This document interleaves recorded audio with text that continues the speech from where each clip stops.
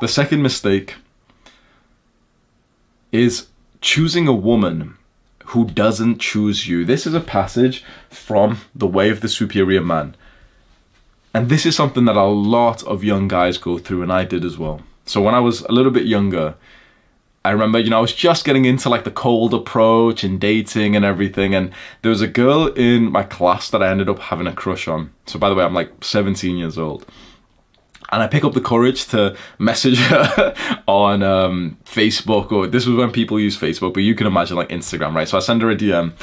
And, oh, hey, are you in my psychology class? And yeah, haha, yes, I am. And she's replying. And every reply she sends me, I was getting proper like, oh my God, like, I'm actually getting a reply, I'm showing my friends and stuff.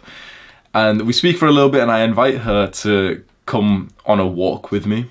Just nice and easy. So we meet for this walk, and she's actually agreed, and she's gonna meet me. Okay, sweet. And we meet, and straight away, it's just like, you know, I'm 17, so it's a little bit awkward. I've never even kissed the girl at this point, I think. And it feels a bit awkward and everything. But we meet and we start going for a walk, and, you know, we're both kind of reserved in some ways. And it was, awkward is the way I describe it. Like our personalities didn't really match. And we ended up, for example, walking through this park where there was a pull-up bar. Sometimes when I'd walk through this park, I'd like do some pull-ups. And so I went there, did some chin-ups this time. And then I say to her, like, I'll go and like have a try. Let's see if you can hit one. And she was just like, no. I was like, wait, no, you can just try. Like, you know, I'm not gonna laugh. I'll help you or anything. I won't like you any less, or, you know, something. And she just refused, as if she was not interested. I don't know if she was like embarrassed or whatever. But then that was just like, you know, an incompatibility there. Like, I'm the kind of guy who, like, if there's a pull-up bar, I'm gonna do a pull-up. And I want to be with the kind of girl who, if there's a pull-up bar, if I'm gonna do a pull-up, I want her to try and do one as well. Just because it's like, it's just fun to, you know what I mean? It's like, it's not that big of a deal. Just do a fucking pull-up, bitch. And like, I know you probably can't do one because they're kind of tricky for girls, but it's like, just try anyway. Like, what the fuck? Fucking pussy. Like, and she's just there like, no. Like, I'm like, what the, okay, whatever. We keep walking and stuff, and it gets a bit awkward, and it's time for her to leave. And, I go and like walk her back to her like father's house or something, and we're at the outside of it, and I go in for like a hug thinking, okay, that's normal, and as she gets like weird. So I don't like people touching me, I don't like people hugging me. I'm like, what the fuck?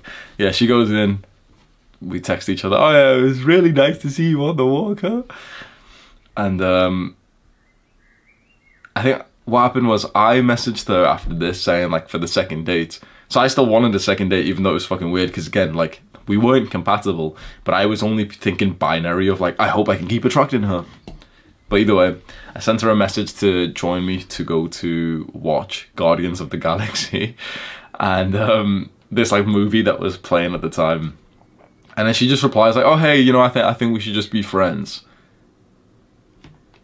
Ugh. Even though we weren't even compatible, that hurt, right?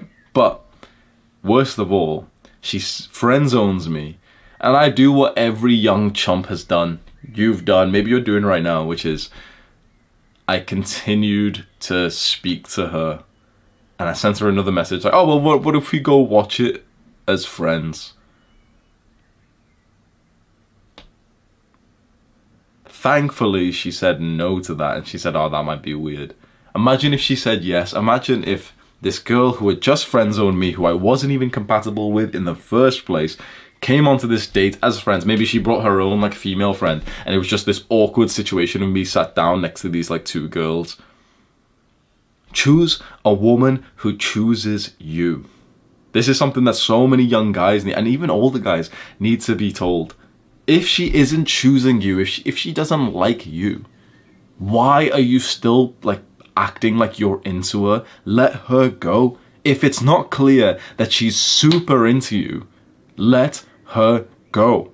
She's not for you. And if she isn't super into you and you are into her, naturally you'll demonstrate how needy and clingy you are, and that will not only make her like you less, but it will also make you like yourself less. You lose, like, be honest, every single time, if you think back to those times where you've been pursuing a woman who didn't want you back, be honest, you lost respect for yourself every single time. You felt like shit every single time, and you keep doing it. Why? Because you've been brainwashed Because you've been, literally, your mind has been manipulated by the shit that you've seen on media, on Hollywood movies, of the nerd who really fantasizes about the girl almost like he's a fucking stalker. And the nerd's fantasizing and fantasizing and fantasizing, and she's not really into him, and she's fucking the jock. She's literally getting deep-throated by the fucking football team, and the nerd's still and he's like looking at her through the window. He's got pictures of, like, you know, he's just fantasizing, and then he ends up saving her life, and she's kind of still into him, but then she runs away again, and then he saves her again, and now she's really into him, and then she gets captured by the evil guy. Hollywood has manipulated your mind to think that if you stalk and fantasize about a woman, she'll be, like, eventually you can change her mind. You can't. She's getting dicked down by someone else. Choose your own woman. Choose a woman who actually wants you back.